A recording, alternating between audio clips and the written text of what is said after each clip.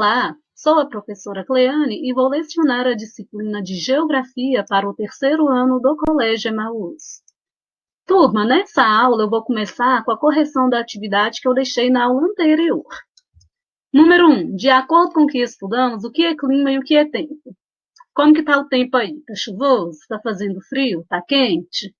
Então, o tempo é a condição atmosférica atual, né, momentânea, e essa condição atmosférica ela vai mudando com o passar do dia, ela pode mudar de um dia para o outro, então é uma condição mais dinâmica, né, o tempo. E o clima? O clima é algo mais constante, algo mais demorado, né, é o conjunto desses tempos, é o acúmulo desses tempos, não é mesmo? O clima é o comportamento do tempo atmosférico durante um período longo de observação. Já o tempo atmosférico é mais dinâmico e sofre alterações constantes. 2. Qual é o movimento que a Terra faz que dá origem às estações do ano? Lembrando que a Terra realiza dois movimentos principais, que é o movimento de rotação, que dá alternância do dia e da noite, e o movimento de translação, que é o movimento que a Terra realiza em torno do Sol durante o período de 365 dias e 6 horas. E esse movimento vai dar origem às estações do ano. Movimento de translação, neste movimento, a Terra gira em torno do Sol. Como a Terra está inclinada sobre o seu eixo, né, a Terra ela não está em pezinha, ela está levemente tombada. Em determinada época do ano, um hemisfério recebe mais luz solar que outro. E em determinada época, os hemisférios recebem a mesma distribuição de luz solar. Quando um hemisfério recebe mais luz que o outro, neste hemisfério que está recebendo mais calor é o verão, né? E o hemisfério que está recebendo menos luz é o inverno. Quando a Terra está recebendo a mesma quantidade de luz solar, é verão em um hemisfério, outono em um hemisfério e primavera em outro hemisfério. Cite uma característica de cada estação do ano. Inverno, há uma considerável queda na temperatura, né? Quando começa a fazer frio, que a gente tem que pegar os casacos, pegar os cobertores, não é? O verão, temperaturas mais altas quando a gente vai para a praia, né? Quando a gente viaja para a praia, a gente vai para as cachoeiras, a gente quer ir para o clube, né? O outono é a passagem do verão para o inverno. Nessa estação, as árvores costumam perder as folhas. E a primavera é a época que está tudo mais florido. É a passagem do inverno para o verão. Nesta estação, as árvores costumam ficar mais floridas. 4. Por que é importante entender climatologia e meteorologia? Porque esses fenômenos, eles interferem no nosso cotidiano, na nossa vida. 5. Quais são os climas predominantes no Brasil?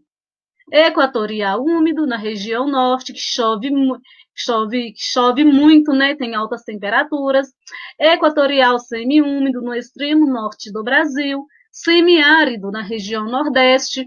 Tropical e tropical de altitude, na região sudeste. E subtropical, na região sul do Brasil. De acordo com o mapa, que tipo de clima predomina no estado onde você mora? Em Minas Gerais, predomina o clima de altitude, tropical de altitude, e o clima tropical. Aqui na região onde a gente mora, predomina o clima tropical. Finalizamos a nossa correção. Vamos começar a aula agora falando de vegetação. O que é vegetação? Quais são os tipos de vegetação que existe no Brasil? E o que é vegetação natural? Como vocês podem ver nessas imagens, existem diversos tipos de vegetação. Existe uma vegetação com árvores grandes, com uma floresta mais fechada, mais densa. Existe a vegetação dos cactos.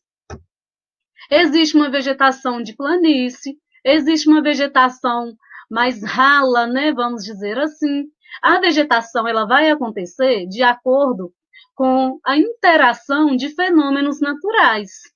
Vegetação é um tipo de vida vegetal fixada ao solo, que pode variar de acordo com a região e suas particularidades, como o clima, luminosidade, é o calor do sol, é a luz do sol, né? A luz do dia, relevo, solo, entre outros. Ela pode ser definida também como um conjunto de plantas de uma região. É o elemento da paisagem que mais se destaca. A vegetação, como eu falei para vocês, para ela se desenvolve, né, e a sua permanência depende da interação desses elementos naturais. Por exemplo, é uma ave, gente, ela pode carregar a semente de uma árvore que vai nascer em outro local. O vento e a água também são importantes, porque através do vento e a água, sementes de árvores, né, são transportadas para as outras regiões onde elas vão se desenvolver. A gralha azul, por exemplo, ela é uma ave que ela enterra a semente, guardando a semente para comer. Só que a semente brota antes dela voltar para comer. Então, ela é extremamente importante nesse processo também. Alguns animais, como os esquilos, recolhem e armazenam no solo diversos tipos de sementes. Quando os animais consomem frutas, acabam desenvolvendo as sementes, devolvendo as sementes para a terra por meio das fezes. As sementes podem grudar no pelo de animais e serem transportadas para longe, até que caiam na terra e germinem. As aves podem levar para muito longe a semente dos frutos que comem. Então, as paisagens, elas vão, existem diversos tipos, né? Elas vão apresentar características próprias em função de vários fatores, que são a diferença de relevo, da hidrografia, do clima e também da própria vegetação. O conjunto de plantas que nascem e crescem em um local sem a interferência do ser humano é chamado de vegetação natural. A vegetação natural que se desenvolve em determinado local depende principalmente do clima, do relevo e do solo. Alguns fatores, como nós vimos, né, vão definir a vegetação, a formação vegetal. Esses fatores, a gente pode citar o solo e o clima, mas como assim? O que que tem a ver? Dependendo do tipo de solo, gente, vai se desenvolver uma vegetação que vai se adaptar às características desse solo. Dependendo do clima, vai se desenvolver uma vegetação que vai se adaptar às características do clima. Como assim? Se é um ambiente quente, a vegetação vai se adaptar a altas temperaturas. Se é um ambiente chuvoso, a temperatura vai se adaptar a ambiente de muita umidade. Então, o clima e o solo, eles definem também a formação vegetacional. Além do clima e do solo, a hidrografia também é responsável pela formação da vegetação. Não só a hidrografia é responsável pela vegetação, a vegetação também define os cursos d'água, define a formação de leitos d'água. Por quê? Porque a vegetação ela abriga umidade. A vegetação ela vai abrigar nascentes de rios, né? E dependendo da quantidade de umidade que tem nesse local, a vegetação ela vai se desenvolver uma vegetação mais densa, mais fechada, uma vegetação maior, que ocupa uma área maior. Então, a hidrografia e a vegetação são fatores de interação, de interdependência. Todos os tipos de vegetações são o resultado da interação de fatores naturais, tais como luz, calor, umidade, solo e hidrografia. Desse modo, conforme a combinação desses elementos, os elementos naturais, né, a vegetação exibirá uma configuração específica, uma característica específica, que vai ser de acordo com as condições climáticas, de acordo com as condições de solo, né, dentre outros fatores. A vegetação, gente, ela tem sido muito destruída pelo ser humano, principalmente para fins econômicos, desmatamento por conta da madeira, por conta da pecuária, por conta da agricultura. E isso causa um prejuízo muito grande para o meio ambiente e para a sociedade. A destruição da vegetação natural pelo ser humano para o desenvolvimento das atividades econômicas e das cidades pode acabar com as espécies de animais que dela dependem para se alimentar e se abrigar. Além disso, a retirada da vegetação prejudica os rios e lagos que empobrece o solo porque ele fica sem proteção, facilitando sua remoção pela água da chuva. Quando o solo ele fica sem a vegetação, gente, aí existe um processo que chama processo erosivo, que é ocasionado pela água da chuva. Quando a água da chuva cai no solo, esse solo ele está desprotegido, a chuva vai desagregar essa terra e vai transportar essa terra com a água. Então, vai dar origem ao processo de erosão. E quando isso acontece, a chuva vai lavando os nutrientes desse solo. Por isso que esse solo ele se torna infértil, improdutivo. Um problema grande também da destruição da vegetação, gente, que afeta inclusive as populações, né?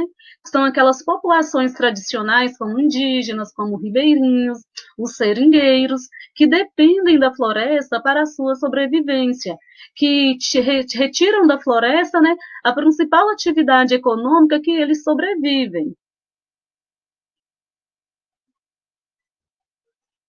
Nestas imagens, eu estou mostrando para vocês a queimada, né, que é um grande problema que a floresta amazônica vem enfrentando, né? Não só a floresta amazônica, como outras regiões também, e a extração de madeira para o comércio, que também é um problema muito grande no Brasil. Na Amazônia, está havendo um tipo de mapeamento atualmente, que um mapeamento por satélite, que capta o desmatamento, pessoal, de noite, em período chuvoso. Por que, que eu estou falando isso para vocês? Porque antes desse tipo de mapeamento, esses madeireiros irregulares, né, eles aproveitavam do período chuvoso para fazer o desmatamento ilegal, porque não tinha como fazer o mapeamento, não tinha como flagrá-los, né, descobrir que eles estavam desmatando.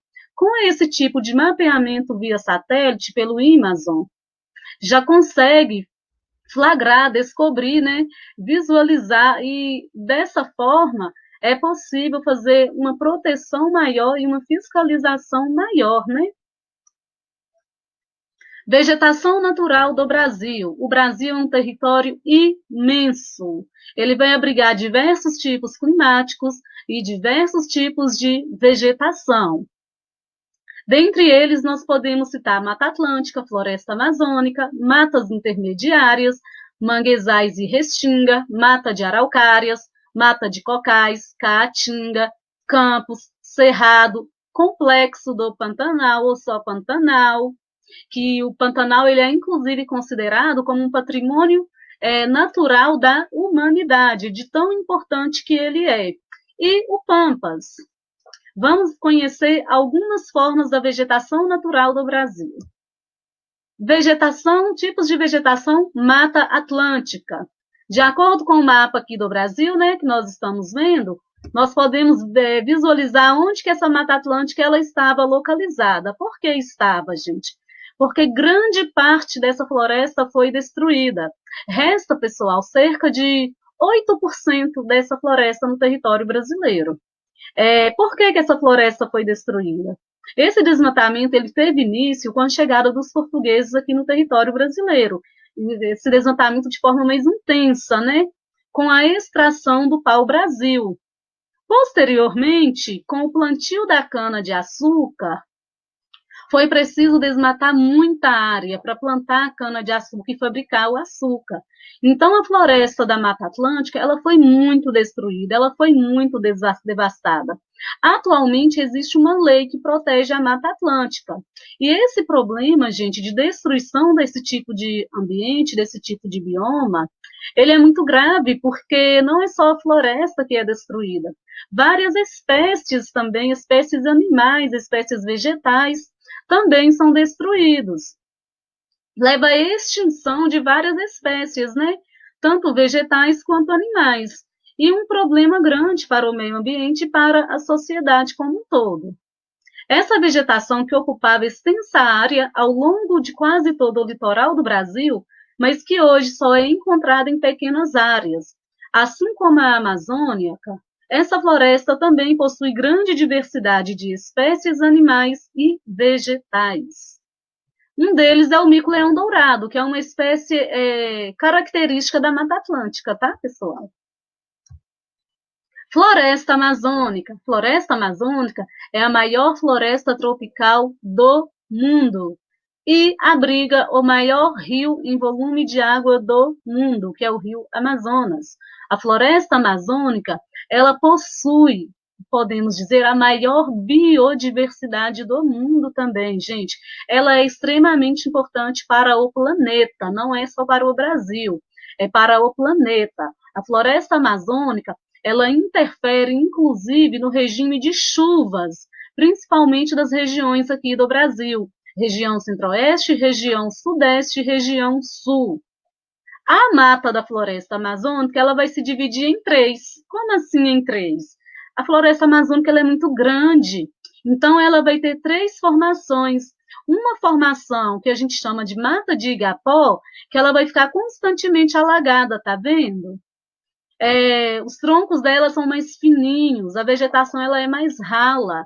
A mata de várzea vai ser um pouco mais alta, um pouco mais densa e só vai alagar em época de cheia. E nós temos a mata de terra firme, que nunca alaga. Terra firme, né? Nunca vai se alagar. Essa mata de terra firme é uma mata fechada, é uma mata densa. São árvores altas com copas muito largas. E como essas árvores possuem copas muito largas, dificulta a entrada de luminosidade dentro da floresta. Então, dentro da floresta é mais úmido, é mais escuro também. É uma das florestas mais importantes do mundo, que ocupa extensa área de municípios dos estados do Pará e do Amazonas. Ela abriga grande variedade de espécies vegetais e de animais. Os manguezais e as restingas. O que é essa vegetação, gente? Pelo mapinha aqui, a gente pode entender que é uma vegetação que é litorânea, né, do litoral. Como que é essa vegetação? Essa vegetação ela é formada a partir do encontro da água do mar com a água doce no oceano. Esse encontro da água do mar com a água doce vai criar o ambiente propício para o desenvolvimento de espécies. E esse tipo de vegetação ele é extremamente importante para manter o equilíbrio da vida marinha. As árvores, normalmente, estão vendo, elas possuem raízes, vamos dizer, flutuantes. Por quê? Para que no período de cheia, né, quando essa região aqui estiver alagada, as raízes das árvores consigam respirar. Olha que legal. As árvores, elas são adaptadas ao tipo de ambiente, né? Estão adaptadas a um ambiente alagado. Esse tipo de ambiente, gente, ele é um ambiente mais lodoso, né? Como assim mais lodoso? De lodo, de lama, né? Não é um ambiente de águas limpas e de águas claras, né? Nesta imagem aqui, nós temos um esquema, gente, de como acontece a formação dos manguezais e das restingas. É claro que aqui é só para vocês terem uma ideia, tá, gente? Porque essa formação ela é um pouco mais complexa. Mas como vocês são muito inteligentes, vocês podem entender. Por isso que eu trouxe. Quando vocês assistirem a videoaula, voltem nessa parte depois para vocês lerem com muita atenção os processos, a etapa de formação, porque esse tipo de ambiente ele é extremamente importante, tá? Para a natureza.